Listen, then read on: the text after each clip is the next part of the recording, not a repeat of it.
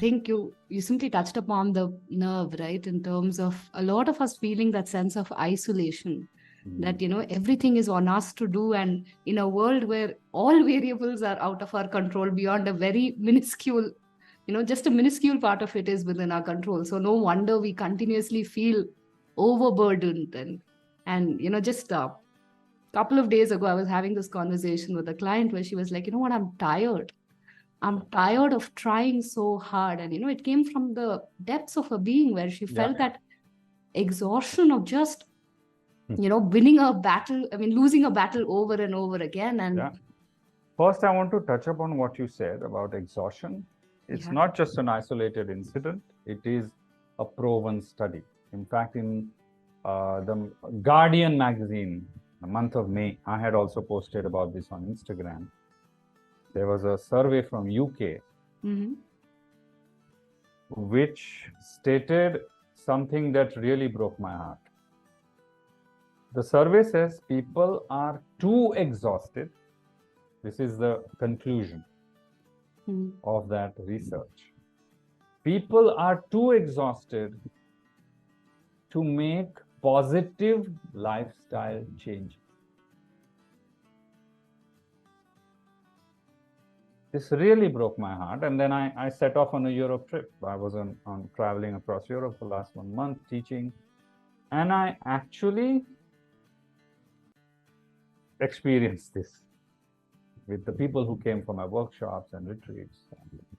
Tremendous exhaustion, tremendous. So what you shared is absolutely right, absolutely right. We are just masters of distraction. We have become masters of distraction. So we don't really, again, using the word, allow ourselves to sit and recognize that, oh, I'm exhausted. Now we just do, because our ego doesn't like it. Our ego doesn't like that, I'm a strong person, how can I be exhausted? No. So then we just do something else. We distract. Oh, I'm so exhausted, I'm going to have a cup of coffee, strong coffee, double espresso. Or I'm going to watch an action movie. Yeah, absolutely. Now, coming back to your question is, why are we exhausted? Because we have become too mind-centric and not heart-centric. There are two forces, thinking and feeling. We have become very thinking-oriented. Buddhi and bhava. Where is the bhava nowadays? Right? We are too busy analyzing things. We are too busy not just thinking, overthinking.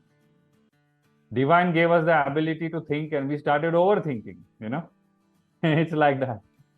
God gives us one thing and we overdo it. So there are many reasons for this. Many reasons. Personal, social conditioning, family conditioning, generational conditioning.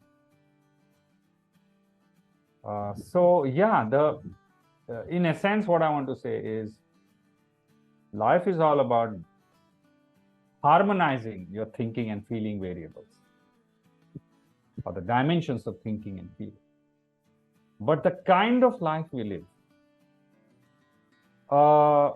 makes it imperative that we stay in the thinking mode, because our life is full of choice, our challenges, decision making.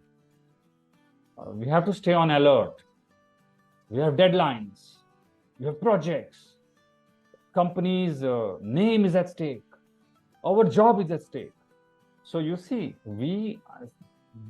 the time your alarm goes, your fight and flight mechanism is switched on. The alarm also is such a horrible tone that nobody will wake up peacefully. You wake up with an overwhelm, right? And that alarm tips your nervous system into fight and flight, and then it doesn't come down because you rush out of bed, you rush into shower, breakfast on the run to catch a train, juggle works and projects at office, jostle around with your colleagues, fight for the next presentation, push somebody for getting up the ladder in the corporate ladder, then rush or fight time to leave office early, dodge a cause that you don't want to take. Imagine, we have to be in the thinking mode to stay sane. In the neurobiological terms, we have to be in the sympathetic nervous system response to survive. And once the habit pattern is developed, or in the brain, the wiring is developed, it's not easy to come out of it. And then what will happen? Imagine if you're firing your fight and flight since 8 a.m. to 8 p.m. Your brain is not going to, oh, now he's come home, now let me just wind down. No. Why? Why should it? If you've told your brain for 12 hours a day that you are under threat, run. Your brain will say, oh, I have to run at home also. This is the issue. So, I have personally started telling everybody and teaching that it is time for conscious rest. We need to give rest a priority. That is also a struggle.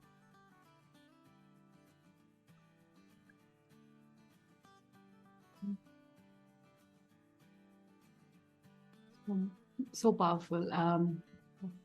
I think I was just reading somewhere that all that we do in our day-to-day life is this restless activity, right? And there is no action. So that means when you really pause also, even if you were to rest, the mind is still continuously, running that same race it was running those 12 hours. It's not going to suddenly come to a stop. So whether you're at work or not, you're thinking about work or you're doing something else in your head.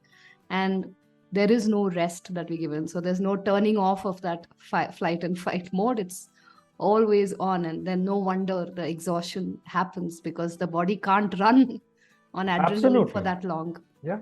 And people's ideas of rest have also become neurologically stimulating. Like, let's have a movie marathon. That's not rest. That's recreation. You see? Oh, I come back from office, 12 hours of work, and then just for rest, I go for a 7K run. It's not rest. Yeah, run is good for you. It has its own benefits. But your nervous system, if we look at nervous system as the fundamental ground to analyze everything on, your nervous system is not rested when you're running 7K. Especially if you have a time. I want to run 7K within half an hour or whatever, something like that. Your brain is pushing through the time barrier, your legs are pushing through the lazy barrier or fatigue barrier. We need to learn how to consciously rest. So for those probably tuning in and haven't really rested consciously, where would you recommend they start? Taking time out every day, consciously, to do something that, now I have to be very specific, because if I say to do something relaxing, then they will start running. Not like that. That's why I'm trying to formulate a proper sentence. Every day, take time to do something that relaxes your mind, relaxes your breath, makes you psychologically relax, become effortless, become calm. Those kind of variables you need to work. Right. Because people are smart, they just find a loophole and Absolutely. And the because mind, if I I think, say is take creative. time out for rest, they say, oh, but I get a lot of rest if I buy something online. No. Oh, I rest very well after I eat 1 kilo of kaju katli. No, people always find their bit, so. But yes, taking consciously, like we take time for brushing teeth, having a shower, let it become a part of your routine. Right. Rest should become a sadhana. Yeah. And then we will notice how tightly we are bound by this productivity. What will happen? You're sitting, like let's say, now 11 to 11:15. I'm just gonna sit on my chair and stare out of the window. Chalo, let's do this. You sit down, you stare out of the window, and I guarantee after 1 minute you'll be like, oh, my window has a lot of dust. Let me clean this. And then you go in and take a mop and start cleaning the window. This is what I'm saying, productivity. You can't just say, my window is dirty. After 15 minutes, I will clean. No, like, window. Oh, I forgot. Last weekend, I should have, cleaned the window. Oh, no. You see, this is what I call productivity condition. Will not let you rest.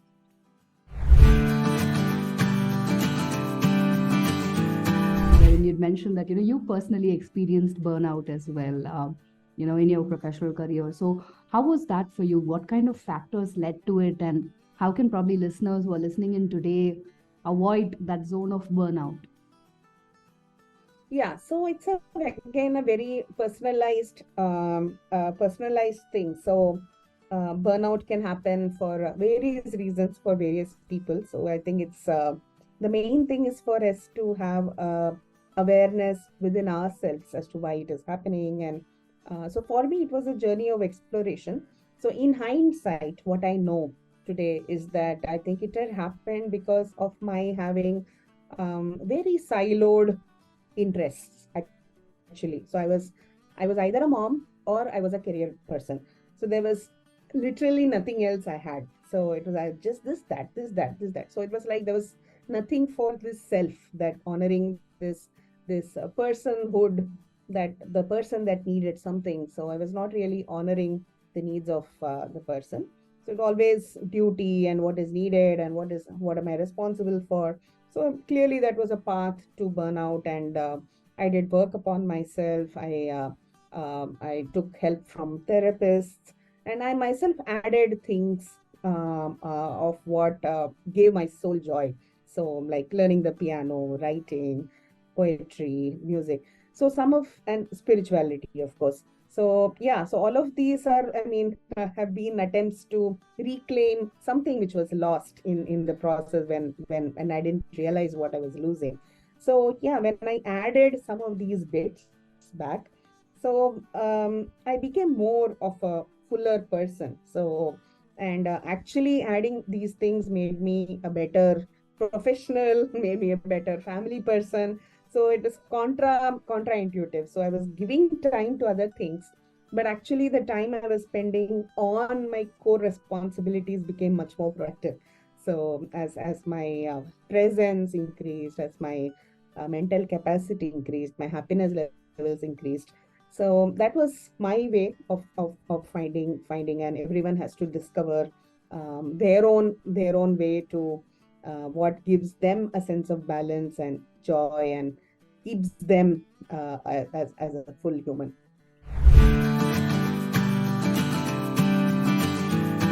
I heard you mentioning in one of the podcasts that how anxieties come from our identities, right? That all of these identities that we assume we are and totally attach ourselves with, all of that start to cause us anxiety. And in a way, it is this constant anxiety that kind of stops us from actually being that resting or consciously take a rest or take it off, right? So I'm curious, how how do we manage these anxieties that seem never ending in our heads? When you don't know who you are,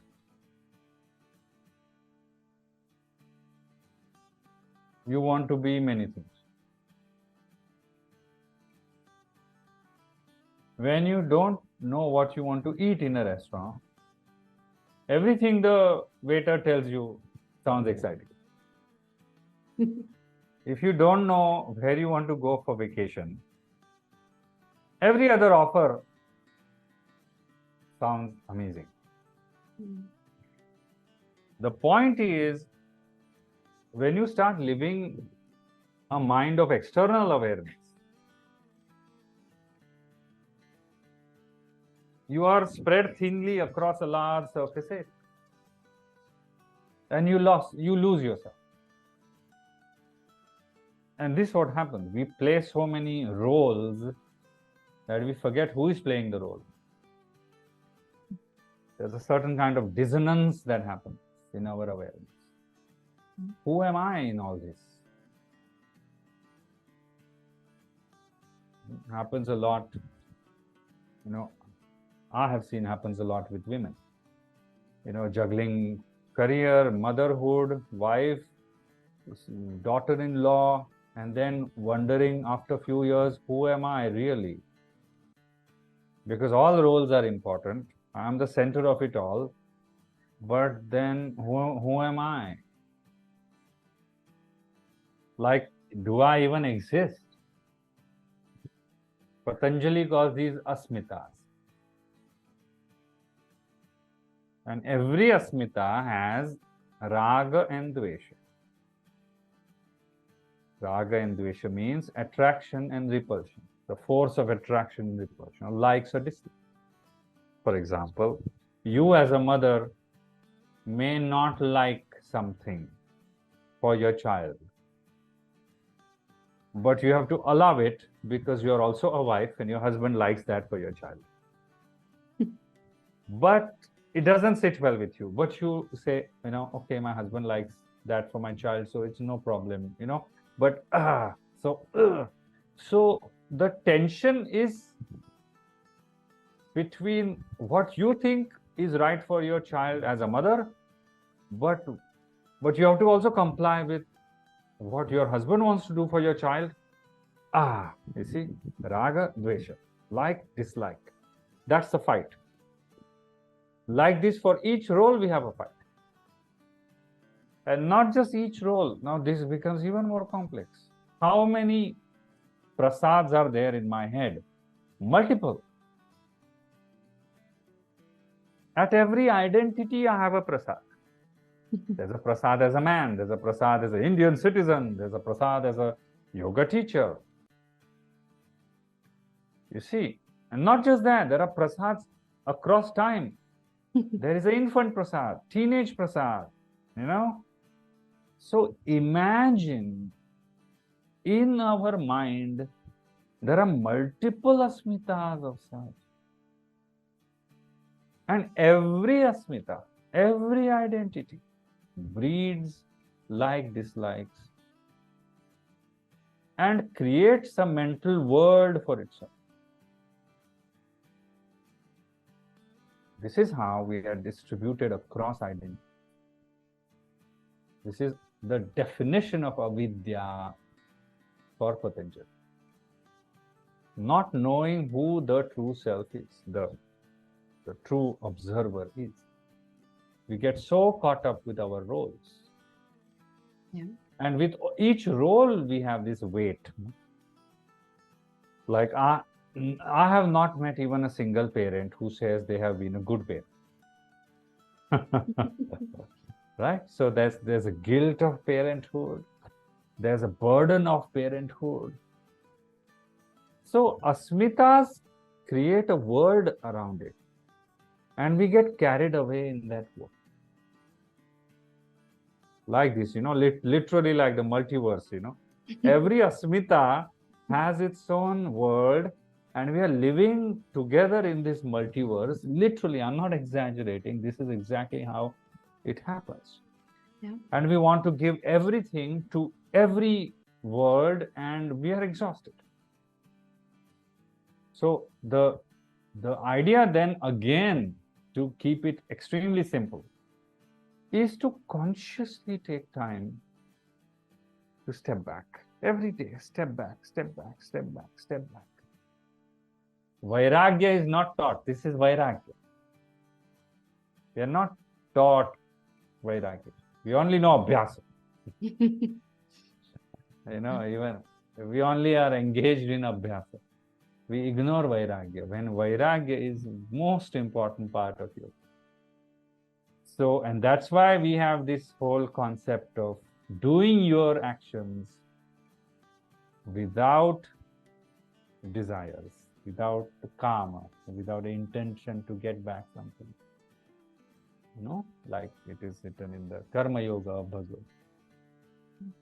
Do your actions without desires. Karma, phala.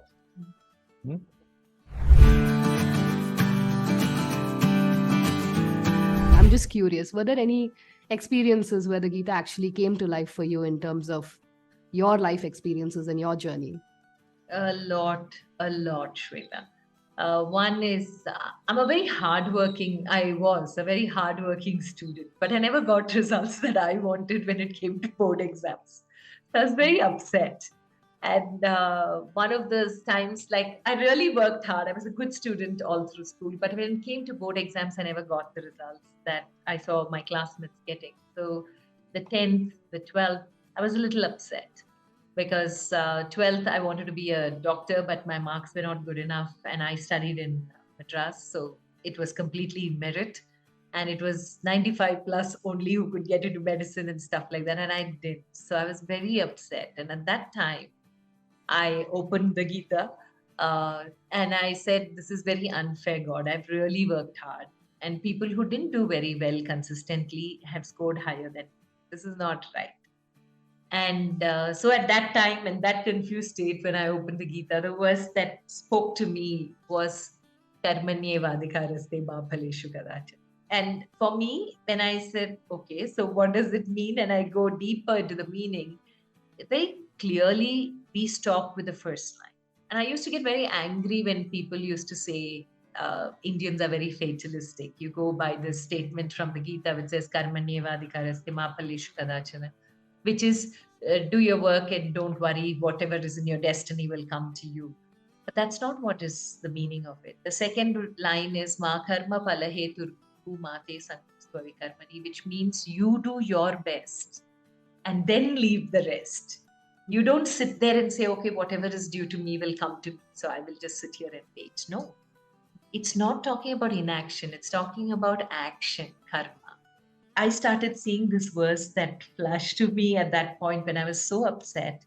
And it's the meaning and the interpretations that I read led on to make me understand that what is in your hand is the controllable hard work. Mm-hmm. There are many things that are beyond you, beyond your control. And especially, I meet so many of my friends who say we are control freaks, everything we have to know. Life is not like that. Because you cannot control everything. There are so many things beyond you. Who even would have believed if you said about 5 years ago that there's going to come a phase when the whole world is going to get back in and nature is going to thrive? Nobody would have believed this, right? How many plans went haywire in the last 3-4 years ever since COVID hit? So there's a lot that is not under our control. What is under our control is how we work and how we respond. I think as we start talking about this, right, I think one of the very beautiful lines that you wrote, I really enjoyed. It was like almost poetry in prose, where you said that sorrow is disguised as transient happiness. I think that's such a powerful statement. I'd love to hear from you, the many ways we get trapped under that transient happiness. Yes, our job, as we are trained from the very beginning, is to seek happiness. I don't think there's anything wrong with it. In the sense, I won't say, why are you being happy? Why are you're actually unhappy? I wouldn't say that to someone. I wouldn't do that. The point that he's saying is that when you experience that form of happiness, whatever it is that you're doing, it's somebody you like or something you ate, then the mind craves for a repetition of that experience. Right? And when it is finally found that you can't have that experience again, then sorrow comes along and it hits you really badly. That is the actual point, right? So if you recognize this, that this is all intended to mislead you, and my friend, sooner or later you're not going to have that pizza or that person you crave for, or whatever it is. I'm sorry, it's not going to happen, or whatever it is. That's when it really hits you. So again, I don't think I would say this to anybody and say, you think you're happy, but actually you're unhappy. I wouldn't do that. But I think that's the point he's actually made there. And it's unfortunately a very, crushing thought, sad thought, but it's true, isn't it? I mean, I don't know what else to say.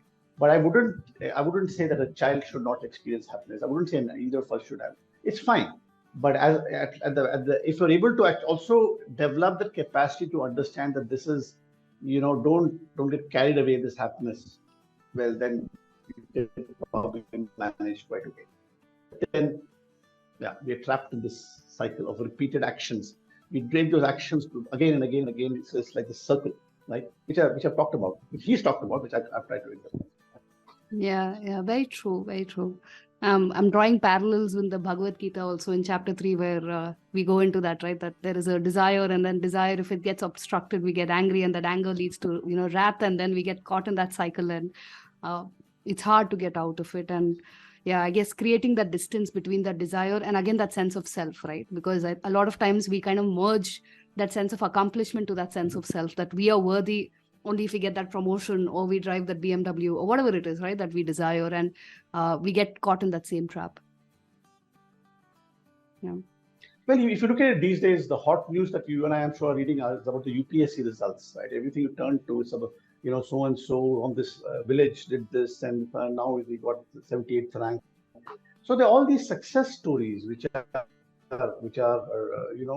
guiding us in that direction. That I also want to be like that person. So I want to be as happy as that person seems to be. So unfortunately we are trapped in that chakravyuh. Okay, and so the more you are in that surrender mode, that there is, obviously when there are so many uncontrollables, you also believe there's a power above which is working. So all you can do is your best and then surrender. Yeah. And the moment you start doing all that, if you notice, all of them are connected. All these concepts are interrelated. Yeah. And at that time, what happens? Your senses withdraw. Yeah. They no more take over, and the anger, the disappointment, the anxiety, nothing comes. Yeah. Because now you are in that surrender mode and you're like, okay, I have done whatever. This is the best I could do with the current scenario. Let me now withdraw. And this is something. The moment you do that surrender process, what emerges from that space in your own performance is excellence. Because you're now not hankering for the fruit. The end result is not going to take you away from your performance. What if will never come. When are you anxious? In the exam, if you want to do very well, you're like, I want the first rank, I want to be the best, and you go there. There are so many moments when you just go blank. Yeah. But if your approach is, I'm going to give it my best shot, whatever is the result, I'm going to give it my best shot, that anxiety to perform is automatically reduced. And when your anxiety is reduced, you're more balanced with your different emotional states and thereby perform.